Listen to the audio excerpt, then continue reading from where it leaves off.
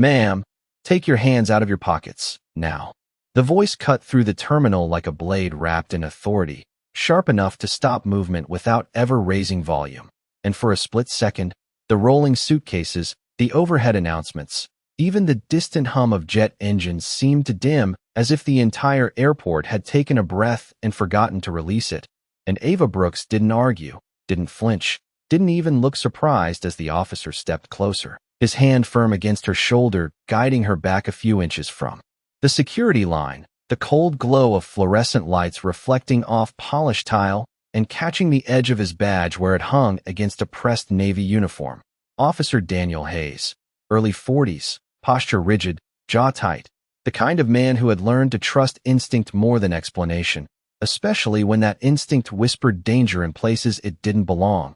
And Ava, mid-30s, dark coat, carry-on slung over one shoulder, boarding pass folded neatly between her fingers, stood still, her breath steady, her gaze level, not defiant, not submissive, just present, as if she had already measured the moment and found nothing in it worth reacting to, which only made Hayes narrow his eyes further because people like her, people he flagged without needing to explain why, they usually talked, protested, filled the silence with something he could push back against, but she didn't. And that absence of reaction pressed against him harder than any argument could. The scanner behind them let out a soft mechanical beep. Another passenger shifting impatiently, a TSA agent glancing over then quickly looking away, because no one liked getting involved once a situation had been claimed, and Hayes tightened his grip just enough to guide Ava a step to the side, away from the line, away from the eyes, or at least that's what he told himself.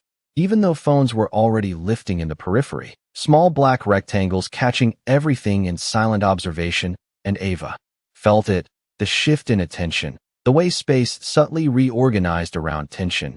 But her pulse didn't spike, her shoulders didn't tense, she simply adjusted her footing, the rubber sole of her shoe making the faintest sound against the tile as she turned her head slightly toward him, just enough to meet his gaze without challenging it. And when she spoke, her voice was low, controlled, almost conversational, like someone commenting on the weather rather than the pressure building around them. "You're focusing on the wrong person," she said, and the words didn't rise, didn't carry, but somehow they landed, threading through the noise straight into the space between them. And Hayes felt it, that flicker of irritation, because statements like that weren't new. He'd heard every variation of denial, every attempt to redirect, but something about the way she said it, not rushed, not defensive, almost patient, made it linger a fraction longer than it should have, and he leaned in slightly, lowering his voice as if proximity alone could force clarity. "That's not your call," he replied, each word measured, controlled, but beneath it there was an edge, the kind that came from certainty, from believing you were the one holding the line between order and chaos. And Ava's eyes didn't leave his, didn't harden, didn't soften, just held steady. And for a moment, just a moment, the reflection of the overhead lights caught in them, making it impossible to read what sat behind that calm surface. And somewhere overhead, a boarding announcement crackled through the speakers, a destination being called, a gate number repeated, life continuing in structured rhythm. But here, in this small pocket of tension, something else was building, something quieter, sharper, like a thread being pulled too tight. And Ava tilted her head just slightly, close enough that only he could hear her next words, her breath even, her tone unchanged. "If you keep holding me here," she said, pausing just long enough for the weight of it to settle, "you're going to miss what actually matters." And Hayes didn't move, didn't release his grip, because to him, this was what mattered: control, procedure, certainty. And yet, beneath that, something unfamiliar pressed at the edges of his focus, something that didn't quite fit the narrative he had already decided was true. And for the first time since he stepped in front of her, the noise of the terminal didn't just fade. It distorted, like he was standing half a second behind everything else, trying to catch up to a moment that had already started moving without him. The radio clipped to Hayes's shoulder crackled without warning. A burst of static followed by a voice that sounded too controlled to be casual. "All units, be advised. We have a potential security breach in Terminal B. Repeat, possible breach. Remain alert." And the words slipped into the air like something heavier than sound, something that bent attention, and Hayes's grip shifted just slightly, not loosening, not tightening, but recalibrating as his focus split between the woman in front of him and the message pressing in from the side. His eyes flicking for a fraction of a second toward the far end of the terminal where a cluster of agents began moving faster than the crowd around them. Their steps sharper, their posture more intentional, and then back to Ava as if refusing to let the moment drift away from his control. "Stay right here," he said, though she had not moved. And the command felt unnecessary the second it left his mouth, but he did not take it back, because taking anything back meant uncertainty, and uncertainty was something he had trained himself to eliminate. And Ava heard the shift in the radio, felt the ripple it sent through the space around them, the subtle tightening of the environment as conversations dropped in volume and glances became quicker, sharper, more aware, but her breathing remained even, her posture unchanged, and when she spoke again, it was softer this time, almost like she was speaking past him rather than to him. "That is exactly what I meant," and Hayes frowned, a small crease forming between his brows as irritation mixed with something else, something less defined. Because her calm was not matching the escalation of the situation, it was cutting against it, creating a dissonance that made it harder for him to anchor himself in the narrative he had already decided was true. And he leaned in again, lowering his voice as if proximity could force compliance. "You are not in a position to tell me anything," he said, each word deliberate, controlled, but the radio crackled again before she could respond, louder this time, more urgent. "Suspect believed to be carrying restricted materials. Last seen near Gate 22. Proceed with caution." And Hayes's eyes flicked once more, this time longer, tracking movement across the terminal where two officers broke into a quicker stride, weaving through travelers who had not yet realized why the air felt different. And for a split second, just a split second, his attention slipped, and Ava saw it, not as an opportunity to escape, but as confirmation, her gaze shifting past him toward the same direction, her mind already mapping distances, timing, patterns, the way people moved when they did not know they were part of something larger. And she took a slow breath, the kind that settled everything into place, before speaking again, her voice steady, precise. "Gate 22 is not the problem," she said, and Hayes snapped his attention back to her, the words landing sharper this time because they collided with the information he had just received. "You do not have that information," he replied quickly, almost too quickly, as if speed could reinforce authority. But Ava did not react to the edge in his tone, did not mirror his urgency. She simply held his gaze, and for the first time there was a shift, subtle but present, not fear, not defiance, but something closer to inevitability, like she was watching a sequence unfold that she had already seen before, and she tilted her head just slightly, the overhead lights catching the edge of her cheekbone.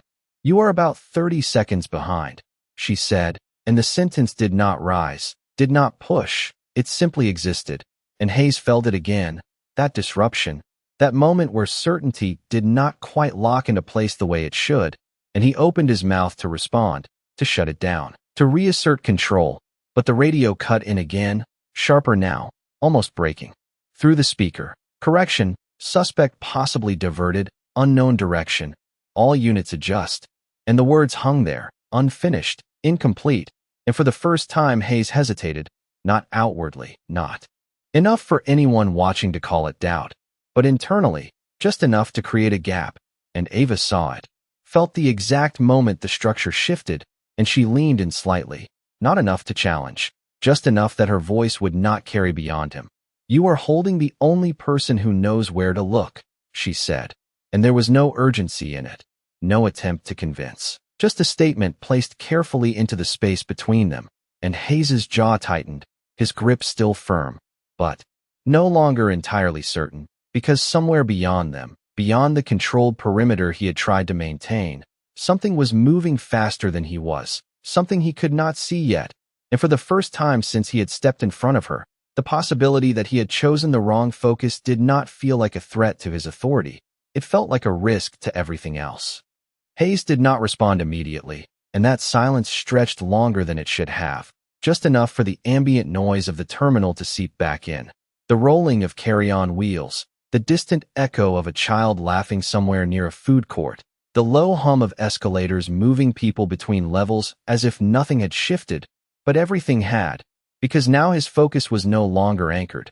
It was split, pulled between the woman standing in front of him and the invisible movement, unfolding somewhere beyond his line of sight. And Ava could see it in the way his shoulders held tension differently, not rigid anymore, but searching, recalculating, and she did not move away, did not pull back, even though the space between them allowed it, because leaving now would break the sequence she had already committed to, and instead she let her eyes drift for a fraction of a second past him again, tracking the far end of the concourse where a man in a gray hoodie slowed just slightly near a column, not enough for anyone else to notice, but enough to register as hesitation, as deviation, and her breath steadied further, the rhythm settling into something precise, something timed, and Hayes followed her gaze instinctively this time, not fully, not turning his head, but enough that his peripheral vision caught movement he had not registered before, and his grip shifted again, looser now, though he did not realize it,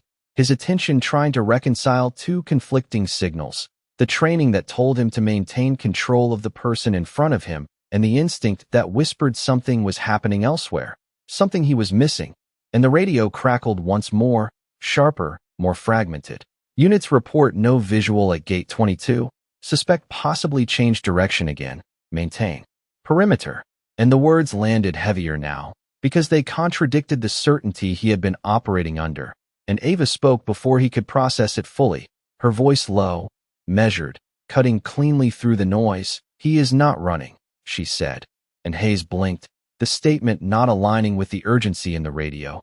"Then what is he doing?"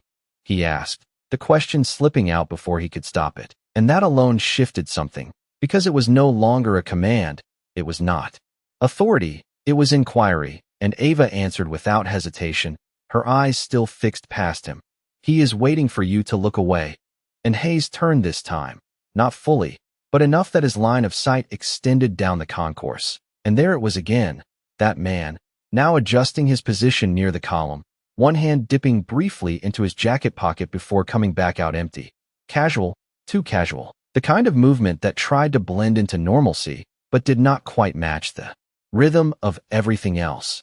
And Hayes felt the shift internally, that click where perception reorganizes itself, where what was background becomes foreground, and his grip on Ava loosened further, his focus no longer centered on her, but pulled toward the man he had not noticed before, and Ava took a small step forward, not away from him, but alongside his line of sight, aligning herself with the direction he was now watching, and her voice dropped even lower, almost a whisper meant only for him.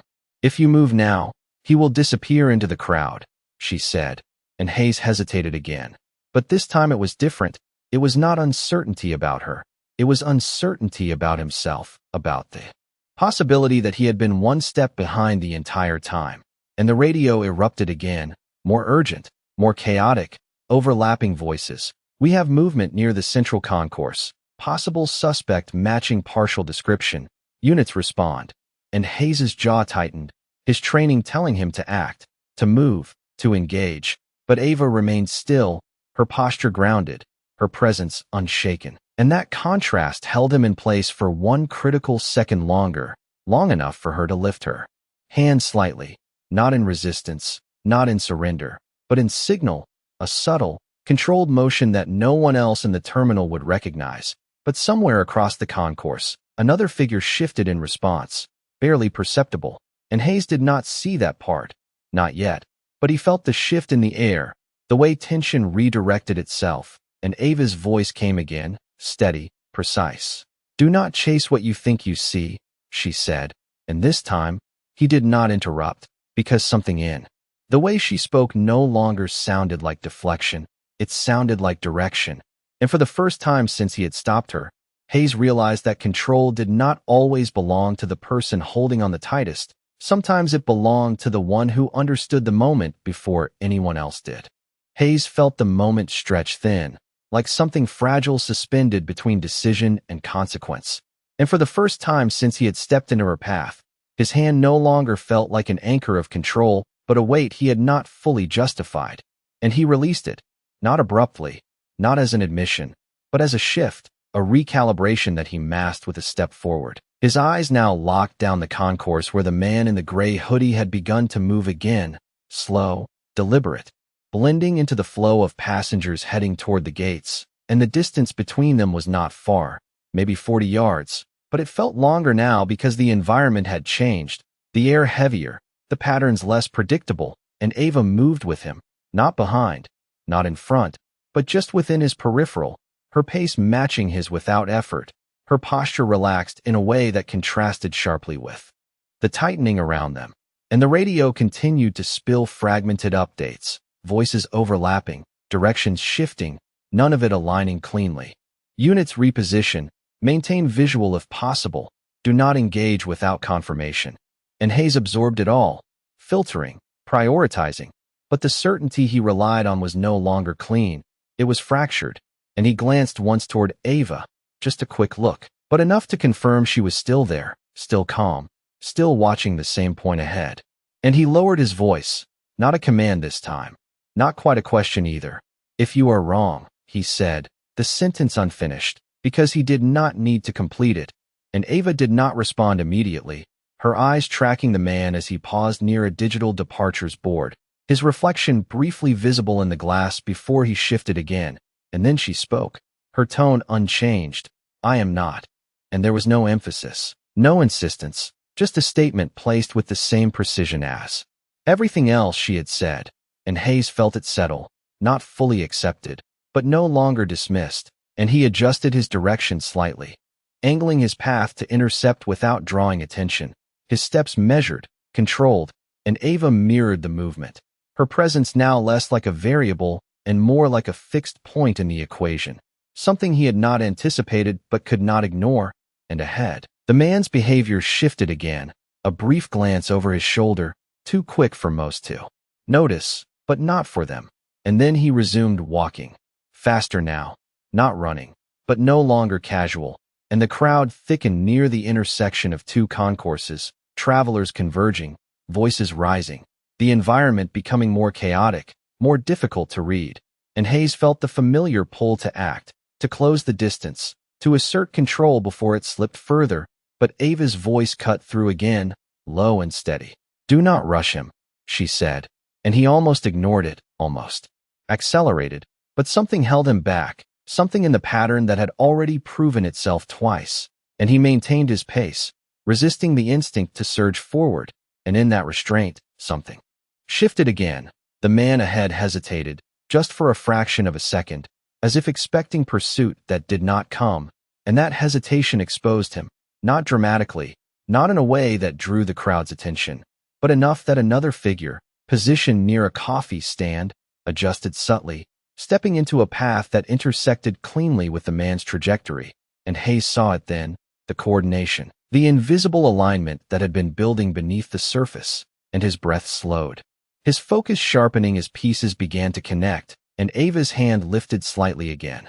The same controlled motion as before, and this time Hayes caught it, not understanding it fully, but recognizing it as intentional, and the radio crackled once more, but the tone had changed, less chaotic, more directed, target possibly contained, units stand by, and Hayes stopped, just for a moment, watching as the man in the gray hoodie paused, turned slightly, and then stopped altogether, his movement, arrested not by force, but by presence, by positioning, by something precise and controlled that unfolded without spectacle, and the crowd flowed around them, unaware, uninterrupted, and Ava exhaled quietly, the first visible release of tension since this had begun, and Hayes looked at her again, longer this time, his expression no longer defined by suspicion, but by something more complex, something unsettled, because the narrative he had built had not just been wrong, it had been irrelevant.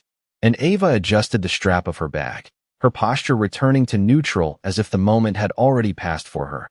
And when she spoke, her voice carried a quiet finality. Now you can let go of what you thought this was, she said.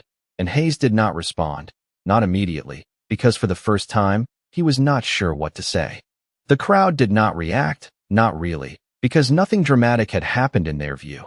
Just a man stopping mid-step near a departures board. Just another traveler hesitating like thousands did every day. And yet Hayes knew something had concluded, something precise and intentional that had unfolded without noise, without force, and that absence of spectacle made it feel heavier, more controlled, and he stood there for a second longer than necessary, watching as two plainclothes figures shifted positions around the man, their movements so subtle they almost disappeared into the flow of people. And then the radio confirmed it in a tone that was no longer fractured but clean, resolved. Target secured. Repeat. Target secured. Maintain normal operations. And the words landed differently this time, not as a warning, not as a call to action, but as closure. And Hayes exhaled slowly, not realizing he had been holding that breath, his shoulders easing just slightly as the tension that had built across the terminal began to dissolve into the background noise again. And beside him, Ava had already stepped back half a pace, not retreating, not distancing, just disengaging from a moment that for her was already finished, and she adjusted the cuff of her sleeve with a small, deliberate motion, as if resetting herself into something quieter, something ordinary. And Hayes turned toward her fully now, his expression no longer sharp, no longer guarded, but searching, trying to reconcile the woman he had stopped minutes ago with the sequence that had just unfolded. And for a moment he said nothing, because words felt insufficient, misaligned with what he had just witnessed, and Ava did not fill that silence. She simply stood there, her posture relaxed, her gaze no longer fixed on any specific point, just present, and the overhead announcement resumed its steady rhythm, calling boarding groups, listing destinations, reminding passengers to keep their belongings with them at all times, the normalcy almost jarring against what had just passed. And Hayes finally spoke, his voice lower now, stripped of the edge it had carried before. "You knew," he said, not quite a question, more an acknowledgement, and Ava glanced at him briefly, not with triumph, not with judgment, just with a quiet recognition, and then she looked past him again, toward the concourse where the movement had already blended back into anonymity.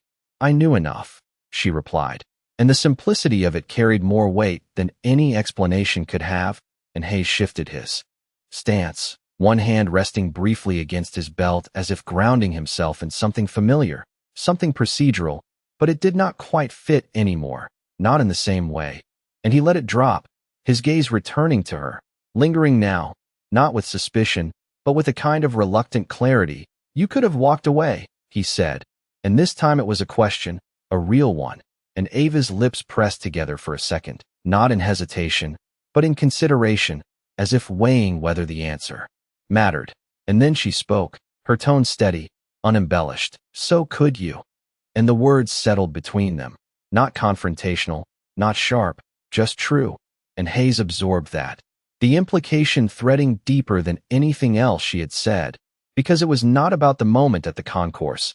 It was about the moment before it, the choice he had made, the assumption he had followed without question. And he looked down briefly, the polished floor reflecting a faint outline of his own stance, rigid, certain, and then back up at her, the reflection no longer aligning with what he felt. And Ava shifted her bag higher on her shoulder, her body angling slightly toward the direction of the gates, her focus already moving forward. And Hayes noticed it, that subtle transition, the way she carried herself as if this had been a brief interruption rather than the center of her day. And he hesitated, just for a second, before speaking again. "Who are you?" he asked, and this time the question was not about authority, not about identification. It was something quieter, more personal. And Ava paused, her hand resting lightly against the strap of her bag, and for a moment it seemed like she might answer, like she might give him something to hold on to, something that would make sense of what had just happened. But instead she gave the smallest shake of her head, almost imperceptible, and said, "Someone who does not get the luxury of being wrong." And then she stepped past him, not brushing against him, not forcing space, just moving forward into the current of the terminal, her figure blending gradually into the stream of travelers heading toward their gates. And Hayes turned slightly to watch her go, not following, not calling out, just observing as the distance between them increased and the noise of the airport filled in the space she left behind. And he stood there for another second, maybe two, before the radio at his shoulder buzzed again with routine instructions. Mundane now, ordinary, and he reached up to adjust it, his movements slower than before, more deliberate, as if recalibrating something internal. And then he turned back toward the security line, toward the next passenger, the next moment, but the certainty that had guided him earlier no longer sat as easily. And somewhere in the back of his mind, the echo of her words remained, not loud, not insistent, but present, a quiet reminder that control was not always what it looked like, and that sometimes the person you stopped was the one holding everything together without ever needing you to know. By the time Ava reached the escalator leading down toward the gates, the terminal had already returned to its rhythm, the earlier tension dissolving into the ordinary cadence of travel, announcements layering over each other, footsteps blending into a constant low hum. And yet something lingered beneath it, something that did not quite reset, at least not for Hayes, who remained where he was for a few seconds longer than procedure required, his eyes still tracking the space where she had disappeared into the crowd, as if expecting the moment to replay, to correct itself, but it did not. It simply moved on without him, and the radio at his shoulder buzzed again, this time with a calmer tone. All units resume standard operations, incident contained. And he acknowledged it with a short response, his voice steady but quieter than before, and then he turned back toward the security line, toward the next passenger waiting with a boarding pass in hand, a middle-aged man shifting his weight impatiently, unaware of anything that had just unfolded, and Hayes stepped forward, his posture resetting into something familiar, but not identical. There was a fraction of hesitation now, a pause before action, as if something in him had recalibrated, and he gestured for the man to step forward, checking the pass, scanning it, following the routine, but his mind did not settle fully into it. It drifted, replaying fragments, the calm in her voice, the precision of her timing, the way she had seen something he had not even considered. And across the terminal, Ava moved with the same quiet efficiency she had carried from the beginning, her pace measured, her eyes scanning not with urgency, but with awareness, the kind that absorbed everything without appearing to focus on anything.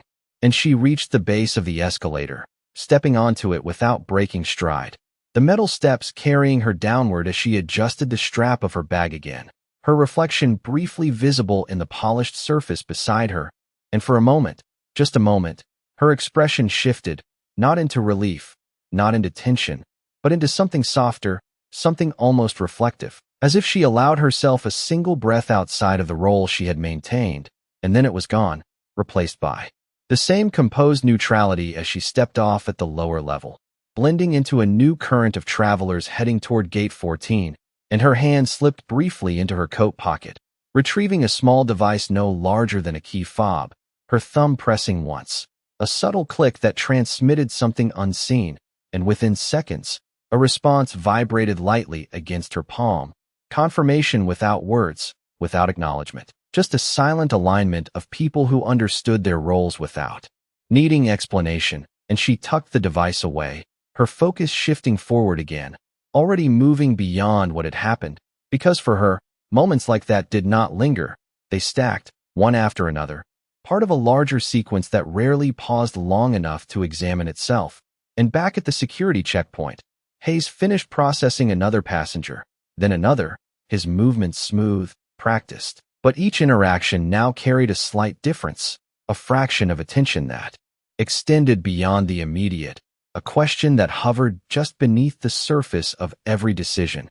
And at one point he caught himself pausing again, just for a second, as a young woman approached her, posture tense, her eyes avoiding his, and for a brief instant, the old instinct rose, the quick judgment, the assumption forming before evidence. But this time it did not complete itself. It stalled, interrupted by something quieter, something that had been placed there earlier, and instead of acting on it, he simply gestured for her to step forward, his tone neutral, his gaze steady but not sharp, and she passed through without incident, without escalation, and Hayes exhaled slowly, not realizing how much that small shift mattered. And somewhere deeper in the terminal, Ava reached her gate, the seating area partially filled, travelers scattered in clusters, some scrolling through phones, others staring out the wide windows where planes moved slowly across the tarmac under the pale afternoon light, and she took a seat near the edge, placing her bag beside her, her posture relaxed but alert, her eyes occasionally lifting to track movement, to observe patterns that most people would never notice. And after a moment, A man in a dark jacket sat down 2 seats away, not looking at her, not acknowledging her presence, but close enough that the space between them carried intention, and neither spoke, neither needed to, because the silence itself was part of the communication, and after a few seconds, he stood again, leaving behind a folded piece of paper on the seat between them, and walked away without a glance back, and Ava waited, just long enough to ensure the timing.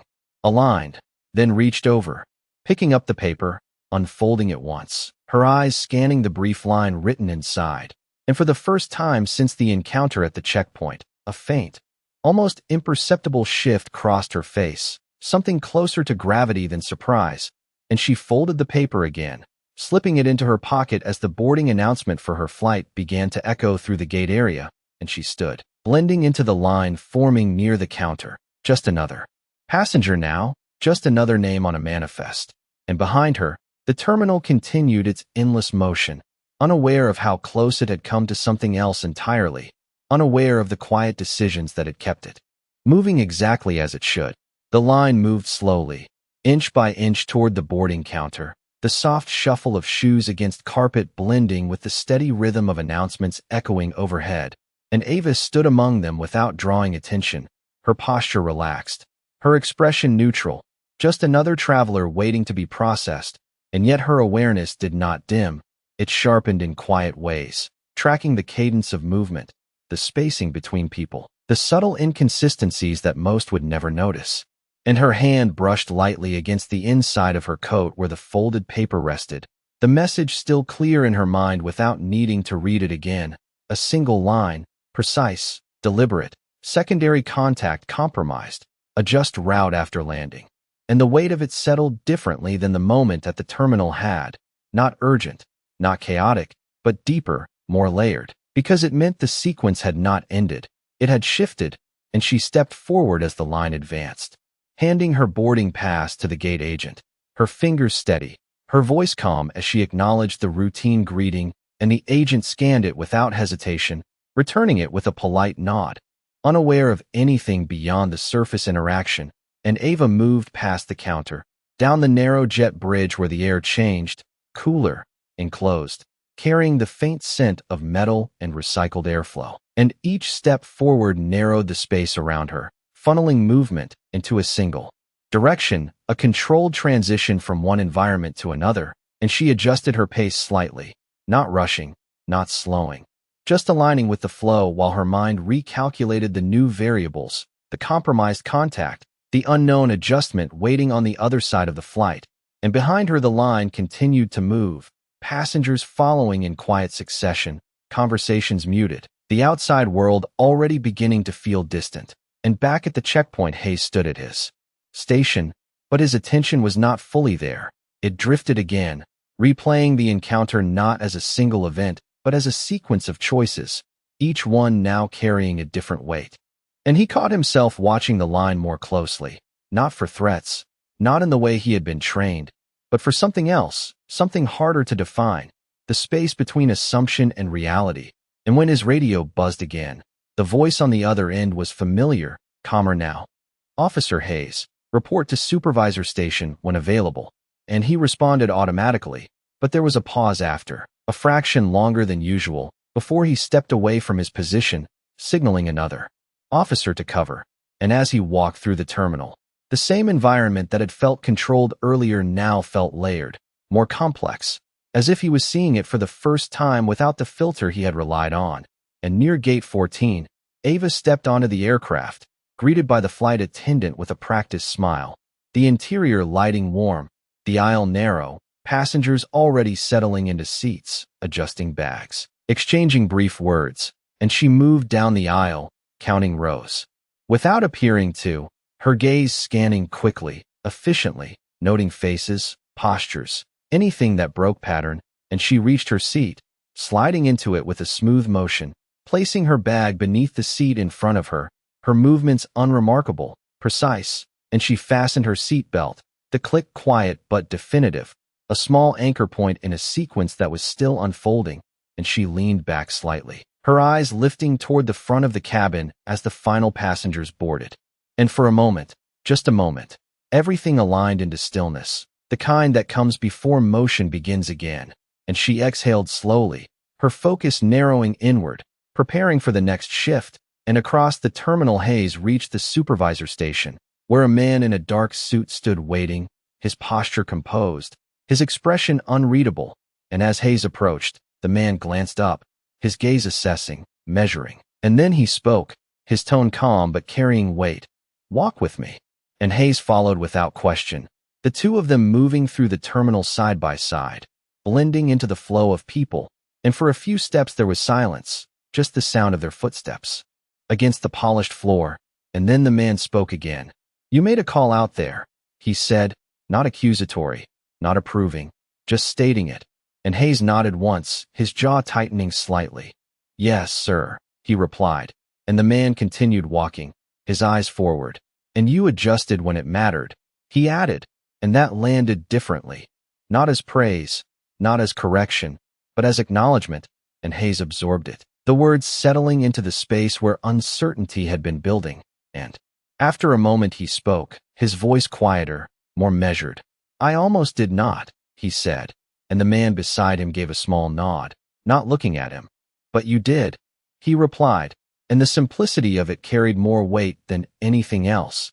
And Hayes exhaled slowly, his gaze lifting toward the gates in the distance, toward the movement of planes beyond the glass, and somewhere out there, beyond the structure of the terminal, beyond the certainty of procedure, the woman he had stopped was already moving forward into something else, something he would never fully see, and for the first time, that did not frustrate him, it grounded him, because now he understood that not every moment was meant to be controlled, some were meant to be recognized and let pass. The cabin lights dimmed slightly as the last of the passengers settled into their seats, the overhead bins clicking shut one by one like quiet punctuation marks sealing the space into something contained, and Ava remained still, her back against the seat, her hands resting loosely in her lap, but her awareness did not soften, it sharpened in the stillness, the kind that comes just before movement begins, and the faint vibration of the aircraft beneath her feet signaled systems coming alive, a low mechanical hum threading through the cabin, and around her people shifted, adjusted seatbelts, glanced at phones, exchanged brief conversations that carried no weight beyond the moment. And yet beneath it all, Ava tracked something else, something subtle, the pattern of breathing, the rhythm of movement, the way certain passengers avoided eye contact while others sought it too quickly, and her gaze moved without appearing to.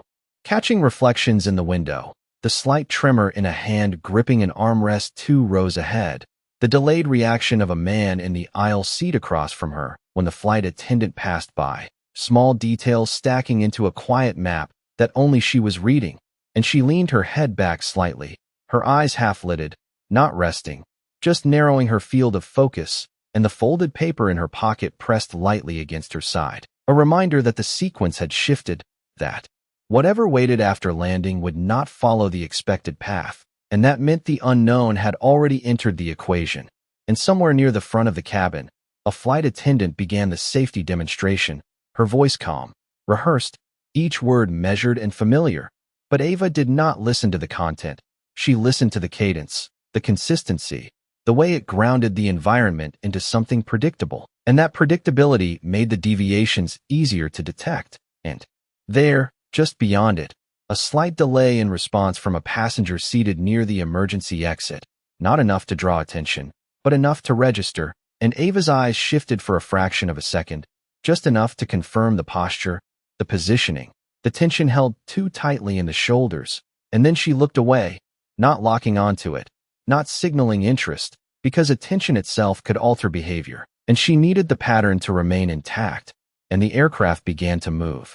A slow pushback from the gate, the shift almost imperceptible at first, then steady, and the cabin lights dimmed further as the engines increased their low, steady hum, and Ava's breathing matched it unconsciously, syncing with the rhythm, grounding herself into the moment, and back in the terminal.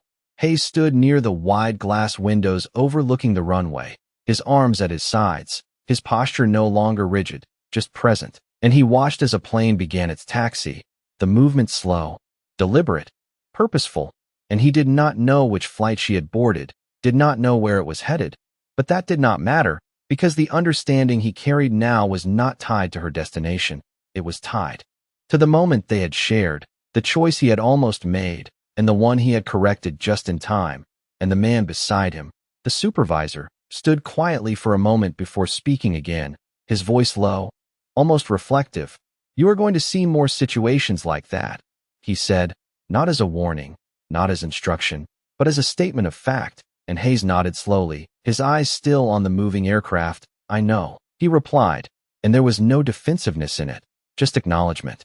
And the supervisor continued, "The difference is whether you recognize them before or after they pass." And Hayes let that settle, the words aligning with something deeper than procedure, something that extended beyond training into judgment, into awareness. And he exhaled slowly, his gaze following the plane as it turned onto the runway, the engines building power, the motion accelerating, and for a brief moment, just before it lifted, everything aligned, speed, direction, intention, and then it was airborne, rising into the open sky, leaving the structure of the terminal behind.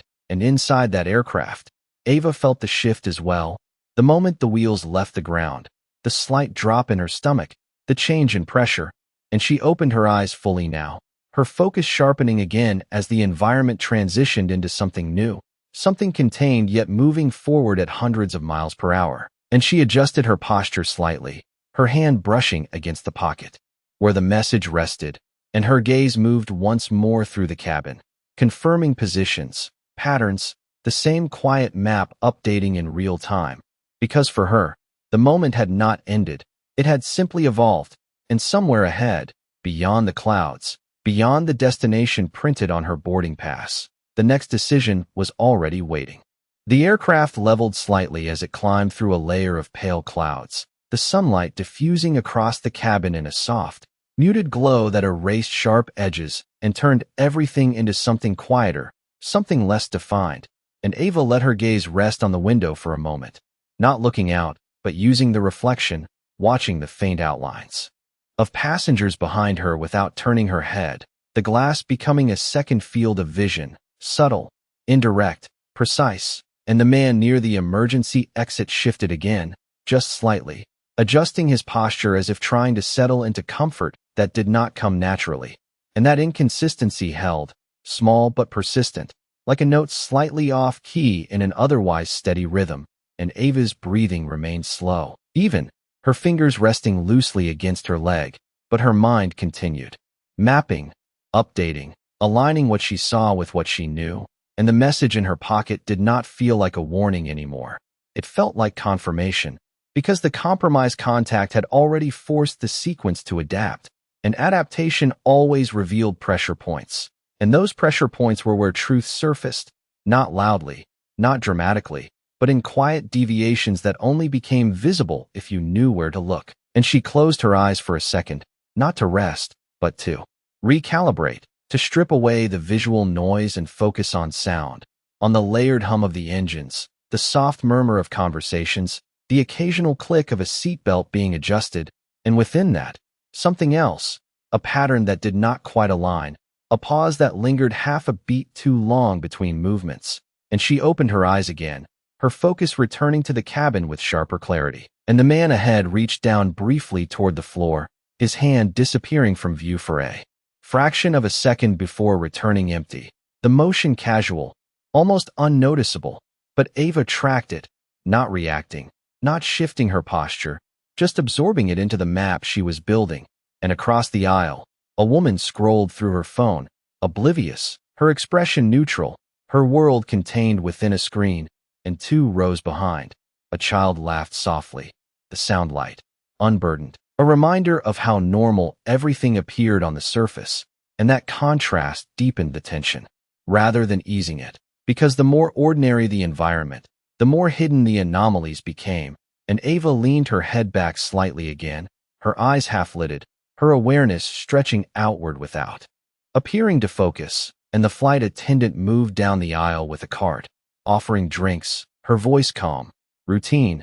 And when she reached Ava, she paused with a polite smile. "Would you like something to drink?" she asked, and Ava met her gaze briefly, just long enough to anchor the interaction in normalcy. "Water, please," she replied, her tone even, unremarkable, and the attendant handed her the cup. Moving on without hesitation, without suspicion, and Ava took a small sip, the coolness grounding her in the physical space even as her mind remained several steps ahead, and she placed the cup on the tray table, her fingers tapping lightly once against the edge, a subtle rhythm that matched her internal pacing. And then she shifted her gaze again, this time allowing it to rest briefly on the man near the exit, not long enough to signal attention, just enough to confirm alignment, and his eyes flicked up at the same moment, not meeting hers directly, but scanning the cabin in a way that did not match the rest of the passengers. And there it was, the confirmation, not in what he did, but in how he did it, the difference between someone existing in a space and someone managing it. And Ava exhaled slowly, her posture unchanged, but her focus narrowing, because now the sequence was no longer theoretical, it was active, unfolding in real time, and somewhere beneath that calm exterior, timing began to take shape, not rushed, not forced, but precise, measured in seconds, in movements, in the distance between actions, and she adjusted her seatbelt slightly, the small motion giving her just enough freedom to shift if needed without drawing attention. And outside the window the clouds stretched endlessly, a soft white expanse that concealed everything below, and inside the cabin, the world remained contained, controlled, unaware, and Ava's gaze moved once more through the reflections, the patterns, the subtle misalignments that now stood out with quiet clarity. Because the moment had arrived where observation alone would no longer be enough, and the next decision, the one that would shape everything that followed, was already waiting just beneath the surface, patient, precise, and inevitable. The hum of the engines deepened as the aircraft reached cruising altitude, the sound steady, constant, almost hypnotic, and for most of the passengers it became background noise, something to fade into as they settled into their seats. But for Ava, it was a metronome, a precise rhythm that helped her measure everything else, every movement, every pause, every deviation from the expected pattern. And she shifted her focus once more through the reflection in the window, her eyes tracing the faint outline of the cabin behind her without turning her head, and the man near the emergency exit remained still now. Too still, his posture locked into something controlled rather than relaxed, and that confirmed what she had already begun to understand. This was no longer about observation alone. It was about timing, and timing required decision, and she let her hand rest lightly against the armrest, her fingers tapping once, twice, then still, aligning herself with the next step, and across the aisle a passenger adjusted their seat, the small mechanical click blending into the ambient sound, while a flight attendant moved toward the rear of the cabin, her pace unhurried, unaware of the quiet shift taking place beneath the surface. And Ava inhaled slowly, then exhaled, her shoulders easing just slightly as if settling into comfort. But the movement was intentional, calculated, designed to appear natural while preparing for something else. And then she moved, not abruptly, not in a way that drew attention, but with quiet purpose, unfastening her seatbelt with a soft click and rising from her seat, as if responding to a simple need, a routine action that no one questioned. And she stepped into the aisle, her posture relaxed, her gaze forward, and began to walk, her pace steady, unremarkable, blending seamlessly into the environment. And as she moved down the aisle, she passed rows of passengers who barely registered her presence, their attention fixed on their own small worlds. And she reached the row near the emergency exit where the man sat, her eyes flicking toward him for a fraction of a second, just enough to confirm what she already knew. The tension in his shoulders, the slight delay in his breathing, the way his hand hovered just above his lap as if waiting for a signal that had not yet come. And she continued past him without stopping, without acknowledging, her movement uninterrupted as she approached the rear galley, where the space opened slightly, giving her a moment of separation from the density of the cabin, and she paused there, turning slightly as if waiting for the restroom, her body angled just enough to maintain a line of sight down the aisle, and her hand slipped briefly into her coat pocket, retrieving the small device she had used earlier, her thumb pressing once, a subtle action masked by the natural shift of her posture. And somewhere within the aircraft, unseen, that signal aligned with something already in motion, and she replaced the device, her expression unchanged, her breathing steady, and then she spoke, not loudly, not in a way that would carry beyond the immediate space, but clearly enough for the man to hear as he watched her from his seat. "You are out of time," she said, her voice calm, even, carrying no threat, no urgency, just certainty. And the words landed without disruption, without drawing attention, blending into the ambient noise as if they had never been spoken, and the man's posture shifted, just slightly, the first visible break in his controlled stillness, his eyes lifting, not meeting hers directly, but acknowledging the presence of something he had not anticipated. And Ava held her position, not moving closer, not retreating, simply standing in that narrow space between action and reaction, her presence anchoring the moment, and the seconds stretched, not long, but enough for the sequence to complete itself. And then the radio embedded within the aircraft's internal system clicked softly, a voice speaking quietly to the crew, words indistinct to the passengers but clear in intent, and the flight attendant at the front of the cabin paused, her posture shifting subtly as she received the message, her eyes scanning the aisle with a new awareness. And Ava watched it all unfold without changing her stance, without altering her expression, because this was the point where control transferred, where the unseen network moved into place, and she did not need to force anything further. She only needed to hold the moment steady. And the man near the exit lowered his hand slowly, the tension in his shoulders easing just enough to signal surrender to a sequence he no longer controlled. And Ava exhaled quietly, her gaze steady, because the decision had been made, not by force, not by confrontation, but by understanding, by timing, by the quiet certainty that had guided her from the beginning. And as the cabin continued its steady hum, unchanged to everyone else, the outcome had already shifted, invisible, precise, and complete. The shift did not announce itself. It settled, quiet and final, like a door closing in a room no one realized was open. And Ava remained exactly where she was for a second longer, not out of hesitation but out of discipline, allowing the moment to complete without interruption, because premature movement could unravel precision. And she watched the man near the exit lower his gaze, his posture no longer rigid but not relaxed either, something in between, something that carried the weight of a decision already made. And the cabin around them continued unchanged, a flight attendant offering refills 2 rows ahead, a passenger adjusting the overhead vent, a soft laugh drifting from somewhere behind, all of it ordinary, all of it unaware. And Ava turned slightly, her movement smooth, unremarkable, as if she had simply finished waiting, and she stepped back into the aisle, her pace steady as she moved forward again, retracing her path toward her seat. And as she passed the man this time, she did not look at him, did not acknowledge him, because there was nothing left to confirm.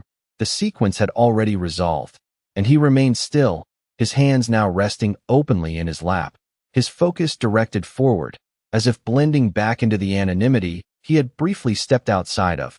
And Ava continued down the aisle, her steps measured, her posture relaxed. And when she reached her row, she slid back into her seat with the same quiet efficiency, fastening her seatbelt with a soft click. That seemed louder in her own awareness than it would to anyone else. And she leaned back, her eyes lifting toward the front of the cabin where the crew moved with a slightly altered rhythm now, subtle but present, a quiet coordination that had not been there before. And she exhaled slowly, not in relief, but in completion, because for her this was not an ending. It was a transition, a shift from one phase to another. And her hand brushed lightly against her coat pocket again, feeling the folded paper still there. The message unchanged, but its meaning now clearer. The compromise contact no longer an abstract warning, but a confirmed reality that would shape what came next. And she closed her eyes for a brief moment, allowing herself a single breath of stillness, a reset before the next sequence began. And across the cabin, 2 crew members exchanged a glance, a silent acknowledgement passing between them before one moved toward the row where the man sat, her approach casual, her tone light as she asked if he needed anything. And he shook his head once, his response quiet, controlled, and she smiled politely, moving on without pause. But the interaction had served its purpose, a confirmation, a positioning, part of the larger alignment that Ava had set into motion with a single signal, and the aircraft continued its steady path through the sky, the engines maintaining their constant hum, the cabin lights soft and even, creating an environment that felt insulated from everything beyond its walls. And Ava opened her eyes again, her gaze steady, her awareness still active but no longer searching in the same way, because the immediate variable had been resolved, and now the focus shifted forward, beyond the aircraft, beyond the landing, toward the unknown that waited on the other side, and she reached down briefly, adjusting the strap of her bag beneath the seat, her fingers brushing against the edge of the zipper where another small device rested, untouched for now, because timing mattered, and premature action would only create noise, and she settled back once more, her posture aligned with the quiet rhythm of the cabin, her presence blending seamlessly into the environment. Indistinguishable from any other passenger, and yet everything around her had already shifted in ways no one else would ever see, and far below, the landscape stretched out in silent detail, cities and roads and lives continuing without interruption, unaware of how close they had come to something else, something that had been redirected, contained, and quietly resolved within the narrow aisle of a plane moving at hundreds of miles per hour. And Ava remained still, her breathing even, her focus steady, because she knew better than to mistake stillness for safety. And somewhere ahead, beyond the horizon, the next moment was already forming, waiting for her to meet it with the same quiet precision that had carried her this far. The cabin settled into a deeper quiet as time stretched forward, the kind that comes when motion becomes constant and the mind begins to drift. And yet Ava did not drift, she remained anchored, her awareness no longer scanning for immediate threat, but expanding outward again, recalibrating for what came next, and the subtle coordination among the crew continued in small, almost invisible ways. A glance held half a second longer, a step taken at just the right moment, the quiet language of people who understood without speaking, and Ava watched it without appearing to, her gaze occasionally lifting, catching reflections in the window, tracing patterns that confirmed alignment rather than disruption, and the man near the exit had settled fully now, his presence no longer sharp against the environment. But that did not erase what he had been. It simply placed him back into the larger structure that had already accounted for him, and Ava's focus shifted beyond him, beyond the immediate cabin, toward the unfolding path ahead, because the message in her pocket had not lost its weight. If anything, it had grown heavier, more defined, and she reached into her coat slowly, deliberately, retrieving the folded paper once more, her movement masked by the natural adjustment of her posture, and she unfolded it just enough to see the line again, the ink slightly smudged from being carried. Secondary contact compromised, adjust route after landing, and this time the words did not feel like a warning. They felt like instruction, like a pivot point that would define everything beyond the descent, and she folded it back with care, slipping it into a different pocket, closer now, more immediate, as if acknowledging its importance in the next phase. And outside the window the clouds had begun to thin, revealing fragments of land far below, roads like thin lines cutting through the landscape, buildings clustered in quiet order, a world moving in its own rhythm, unaware of the sequence that had just unfolded above it. And Ava leaned slightly toward the window, her eyes tracing those patterns for a brief moment, grounding herself in the scale of it, because perspective mattered, it always did.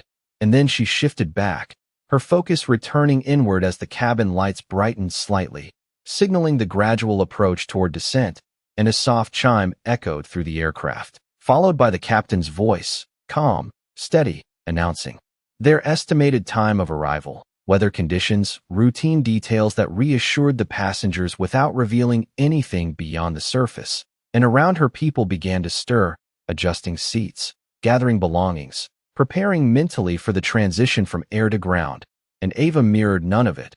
She remained still, her preparation internal, her awareness already several steps ahead of the moment everyone else was moving toward, and her hand brushed lightly against the small device beneath the seat in front of her, not activating it, just confirming its presence, its readiness, because timing would matter again, just as it had before.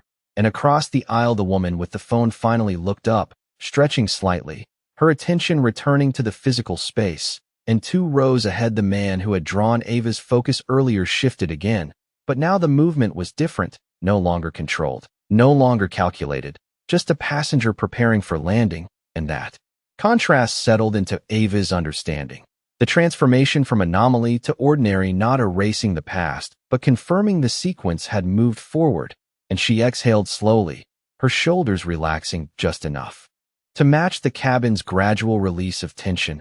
And somewhere behind her a child asked a question about how long until they landed, the parent responding softly, grounding the moment in something simple, something human, and Ava allowed that sound to settle for a brief second, a reminder of what existed beyond the layers of calculation and control, beyond the sequences and signals, and then she let it go, her focus sharpening once more as the aircraft began its descent, the subtle shift in pressure noticeable only if you were paying attention, and Ava always was, and she adjusted her seatbelt again, a small, deliberate motion that aligned her physically with the next phase. And as the plane angled downward, the light outside shifted, the ground drawing closer, details becoming clearer, and Ava's gaze followed that transition, not with curiosity, but with intent, because somewhere within that landscape was the next point of contact, the next decision, the next moment that would require the same quiet precision she had carried this far. And she leaned back into her seat, her posture steady, her breathing even, her presence once again blending seamlessly into the environment, indistinguishable, unremarkable, and yet everything about her was already moving forward, already aligned with what came next, because for Ava, the mission had never been about the moment that everyone saw. It was about the ones that followed, the ones that shaped outcomes without ever being noticed. And as the aircraft continued its steady descent, she remained still, waiting, not passively, but with the same quiet readiness that had defined every step of the path behind her. The aircraft touched down with a soft, controlled thud, the wheels meeting the runway in a moment so brief it barely registered. Yet it marked the shift from one world to another, from the contained stillness of the cabin to the layered unpredictability waiting beyond the terminal gates. And Ava felt it instantly, not the impact itself, but the transition it represented, the point where observation would once again give way to action. And as the engines reversed gently, slowing the plane along, the strip of concrete stretching beneath them, the cabin filled with the subtle release of tension, passengers exhaling, adjusting in their seats, already thinking about connections, baggage claims, the ordinary concerns that defined their journeys. And Ava remained still for a second longer, her gaze steady, her breathing even, allowing the moment to settle before moving, because timing mattered just as much here as it had in the air. And when the plane slowed to a gradual taxi, she reached down, retrieving her bag. With the same quiet precision, her movements unremarkable, blending into the rhythm of passengers preparing to stand. And as the seatbelt sign chimed off, the aisle filled with motion, people rising, shifting, stepping into the narrow space between seats, and Ava stood with them, not rushing, not delaying, her posture aligned with the flow, her awareness already expanding outward, recalibrating to the new environment waiting beyond the aircraft door. And she moved forward slowly as the line advanced, the cabin opening 1 row at a time, the process orderly, controlled, and yet beneath that surface, Ava tracked something else, the small inconsistencies, the subtle delays, the way certain passengers moved with purpose while others followed habit. And she stepped into the jet bridge, the air cooler, the sound of footsteps echoing against the enclosed walls, and for a brief moment, everything narrowed again. The world reduced to a single direction, a controlled path leading into the terminal, and Ava's hand brushed lightly against her coat pocket, confirming the presence of the folded paper, the instruction that had guided her this far. And as she entered the terminal, the space opened around her, the noise returning in layers, announcements, conversations, the constant movement of people flowing in multiple directions, and she paused just slightly, not enough to draw attention, just enough to orient herself, her eyes scanning quickly, mapping exits, identifying points of interest, and then she moved, her pace steady, blending into the crowd, indistinguishable from anyone else. And near the end of the corridor, a man stood by a pillar, his posture neutral, his gaze unfocused, as if waiting for nothing in particular. and Ava did not look at him directly, did not alter her path, but as she passed, her hand brushed briefly against the side of her bag. A small, deliberate motion, and in that same instant, the man shifted, his stance adjusting subtly, acknowledging the signal without acknowledgement, and Ava continued forward without pause, her focus already moving beyond him. Because the contact itself was not the objective, it was the confirmation, the alignment of a new sequence already in motion, and she reached the escalator leading down toward baggage claim. Stepping onto it with the same calm precision, her reflection briefly visible in the polished metal beside her, and for a moment, just a moment, her expression softened, not into relief, not into satisfaction, but into something quieter, something closer to understanding, because the path she walked was not about recognition. It was not about acknowledgement. It was about outcomes that no one would ever trace back to her. And as the escalator carried her downward, the terminal unfolded below, travelers moving in every direction, lives intersecting and diverging without awareness, and Ava stepped off at the bottom, merging into that flow once more, her presence dissolving into the larger pattern, and somewhere behind her, far above, a man in a uniform stood at a checkpoint, his posture slightly different than it had been before, his gaze sharper, more measured, as if carrying forward a lesson that would shape decisions yet to come. And Ava did not look back, did not pause. She simply continued forward, her steps steady, her breathing even, her focus aligned with the next moment already forming ahead. And as she moved through the terminal, past the crowds, past the noise, past the ordinary rhythm of a world that would never know how close it had come to something else, she carried with her the quiet certainty that had guided every step, not loud, not visible, but undeniable. Because she had not changed the system, she had not stopped the world, she had done something smaller, something more precise. She had corrected a moment, and in doing so, she had kept everything else exactly as it should be.